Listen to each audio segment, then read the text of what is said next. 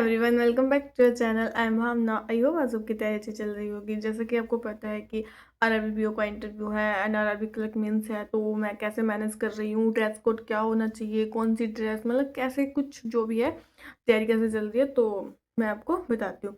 तो सबसे पहले बात करते हैं आरआरबी क्लर्क मेंस की। तो देखो, अगर आरआरबी क्लर्क मेंस है ना, तो अब अपने पास कम दिन है। तो देखो, जिनका इंटरव्यू है वो तो इंटरव्यू की तैयारी कर ही रहे होंगे, है ना। पर देखो, जिन बच्चों का इंटरव्यू नहीं है एंड वो सिर्फ आरआरबी क्लर्क मेंस की तैयारी कर रहे हैं, तो बहुत अच्छे से करो, ठीक है।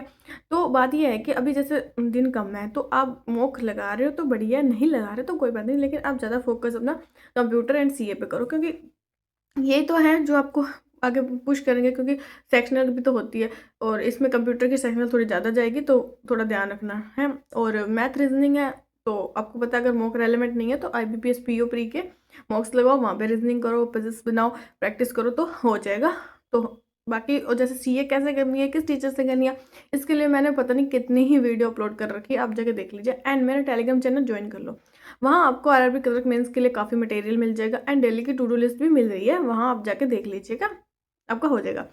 तो जैसे मेरा है, तो आरआरबी क्लर्क मेंस के मैंने काफ़ी मॉक वगैरह लगा लिए हैं। अब मेरे जैसे इंटरव्यू पे ज़्यादा ध्यान है एंड जो क्लर्क है उसके लिए मुझे ऐसे है कि मैं सीए तैयार कर रही हूँ अपनी, एंड कंप्यूटर का तो वही है कि क्विज वगैरह चल रही है, तो हो जाएगा।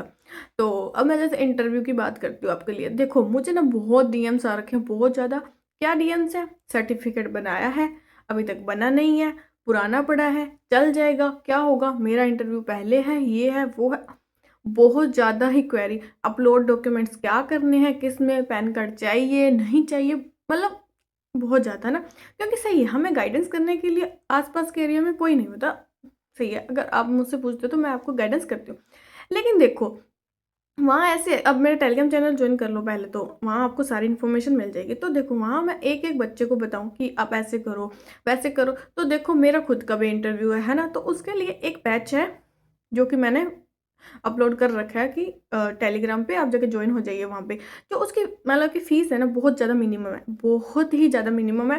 क्योंकि अगर आप वो बैच ज्वाइन करते हो ना, वहाँ पे आपको इंटरव्यू की ए टू जेड सारी चीज़ें मिलेंगी। कैसे मिलेंगी मैं बताती हूँ आपको।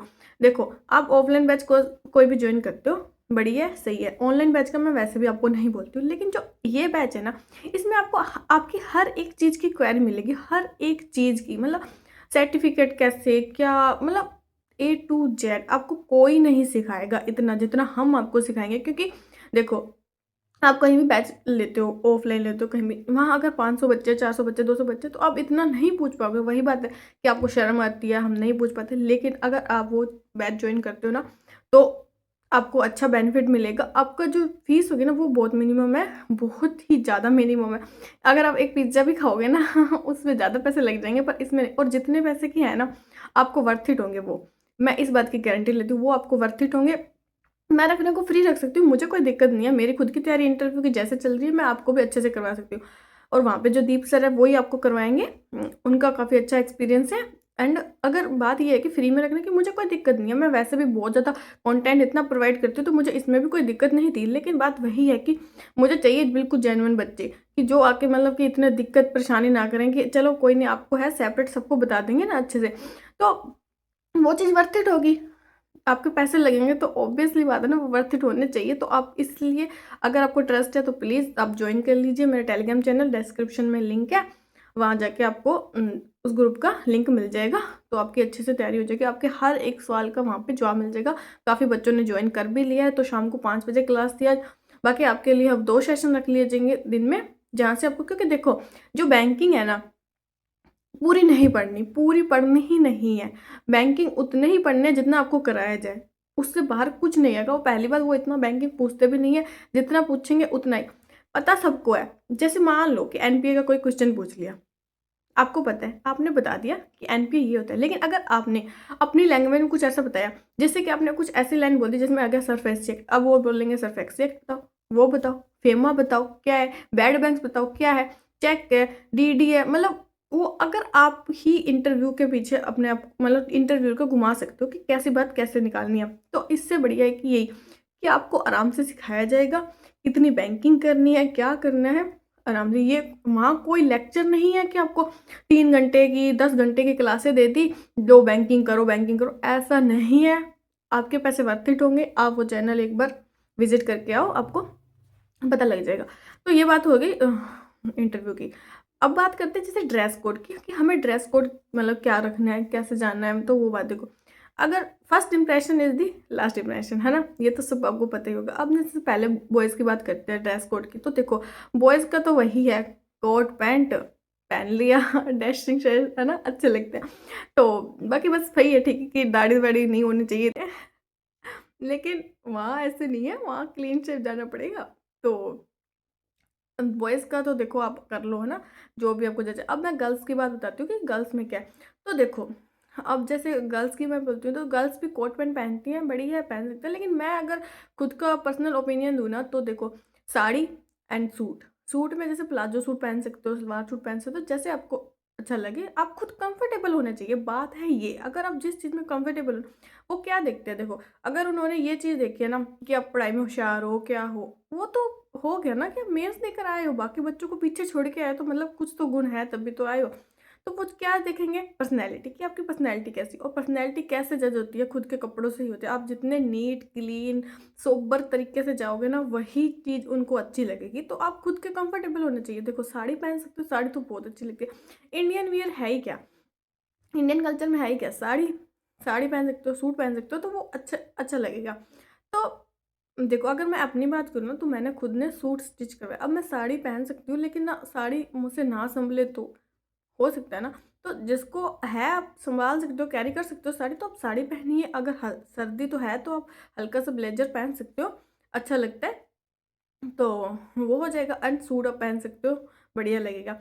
तो अब मैं आपको अपना भी दिखा दूँगी सूट कि मैंने कैसा किया। एंड फिर अपने बात करते हैं बेली की। तो बेली देखो ब्लैक कलर की हो, ज़्यादा हील ना हो, हल्की-सी हील हो, एंड शाइनिंग फुल हो। देखो पैसे तो लगेंगे भाई, मेरे खुद के 2 दिन के अंदर बहुत पैसे लग चुके हैं भाई। तो देखो, अब बाद में ऑफ़िसर बन जाएँगे तो पैसे मिल ही जाएँगे ना। तो नीट एंड क्लीन होनी चाहिए। और लड़के भी देखो, आप ब्लैक शूज़ पहनोगे तो बहुत शाइनी वाले होने चाहिए। अगर अपन रास्ते से आ रहे हैं, कर रहे हैं, अगर थोड़ी-सी भी धूल-मिट्टी लग जाती है, तो अपने को पता ही है ना ब्लैक कलर कैसे। तो एक पॉलिश आती है वैसे, वो ना डब्बी टाइप की होती है, उसके अंदर ब्रश भी होते हैं, तो आप वो अपने साथ ही रख लो कि अगर आप जैसे इंटरव्यू के लिए जा रहे हो, तो बैग में पड़ी होगी, तो उससे पहले कर लेना, ताकि नीट एंड क्लीन लगे। क्योंकि ज़्यादा जैसे अपनी बॉडी ड्रेस अच्छी लगती है, लेकिन जब बंदा की जो मतलब कि होते हैं ना शूज़ वगैरह, उससे भी बहुत ज़्यादा इंप्रेशन पड़ता है ना, तो इसलिए। बाकी लड़कियों भी ब्लैक कलर की आप बेली पहन सकती हो। मैं आपको दिखा देती हूँ कि मैंने अभी अभी ली है, तो वो हो जाएगी। एंड बात करते हैं मेकअप की ना, कि मेकअप लड़कियों के लिए तो देखो, मेकअप करना कंपल्सरी है। मतलब हल्का-सा मेकअप, ये नहीं कि फाउंडेशन वगैरह, ये नॉर्मल टचअप। जैसे कि अब मैं मेरी बात करूँ, तो मैं इतना मेकअप तो देखो करती नहीं। मेकअप इन द सेंस, जैसे हल्की-सी आपने लिप ग्लो लगा ली। एंड अब जैसे काजल की बात करते हैं, तो लड़कियाँ बोलती हैं कि हम तो काजल लगाते हैं। जैसे कइयों की ज़्यादा काजल लगा लेते हैं, तो कि हम काजल नहीं लगाते तो आँखें सूनी-सूनी लगती हैं, तो बात सही है।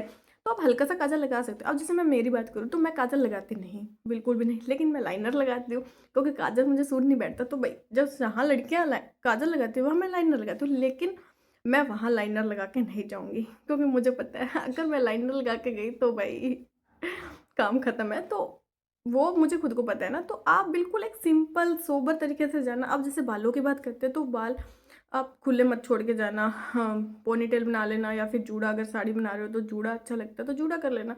अगर जैसे आपके बाल कर्ली हैं, मेरे भी कर्ली है, पीछे पोनीटेल है, वो अच्छी नहीं लगती कई बार, क्योंकि बाल कर्ली से हैं, तो स्ट्रेटनर ले जाओ, वहाँ पे अच्छे से स्ट्रेट करके फिर आप पोनीटेल कर लो, तो वो अच्छा लगेगा। नेल्स वगैरह अच्छे से क्लीन कर लो। एंड नेल पेंट्स वगैरह मत लगा के जाना बिल्कुल भी। मतलब इतना आप सोबर लगो कि आपका जो फर्स्ट इंप्रेशन हो ना भाई, बस वो अच्छा लगे। क्योंकि वहाँ पे यही चेक होता है, और कुछ चेक नहीं होता। और कोई भी जवाब देना है तो बहुत पोलाइट तरीके से देना है। बस मेरे को तो यही बताना था। बाकी आप बताइए कैसे चल रही है आपकी तैयारी? तो मिलते हैं नेक्स्ट वीडियो में, तब तक के लिए लाइक शेयर कर दो, चैनल को सब्सक्राइब कर दो अगर पहली बार आए हो, और मेरा टेलीग्राम चैनल जॉइन कर लेना, वहाँ पे आपको सारी इन्फॉर्मेशन मिलती रहेगी। Take care, bye bye.